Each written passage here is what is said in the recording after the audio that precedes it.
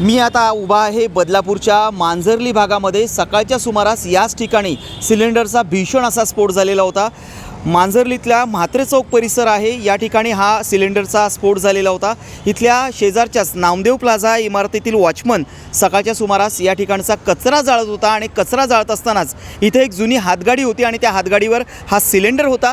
या सिलेंडरचा स्फोट झाला। हा स्फोट इतका भीषण होता की आसपासच्या ज्या इमारती आहेत त्याच्या काचासुद्धा फुटलेल्या आपल्याला पाहायला मिळतील। आपण पाहू शकतो की ज्या काचा आहेत, खिडक्यांच्या काचा या स्फोटामध्ये फुटल्या। त्याचबरोबर या इमारतीचा जो वॉचमन होता नीरज चेत्री असं त्याचं नाव आहे, तो या दुर्घटनेमध्ये जखमी झाला आहे, भाजला गेला आहे। त्याच्यावरती ग्रामीण रुग्णालयामध्ये उपचार सुरू आहेत। या घटनेतून बदलापूरकरांनी काळजी घेणं गरजेचं आहे। खरं तर कचरा जाळणं ही चुकीचीच बाब आहे। त्याचप्रमाणे अशा प्रकारच्या ज्या अनधिकृत हातगाड्या आहेत त्या हातगाड्यांचा मुद्दासुद्धा या निमित्तानं समोर आलेला आहे। या घटनेतून बदलापूर नगरपालिकेनं देखील धडा घेणं तितकंच गरजेचं आहे।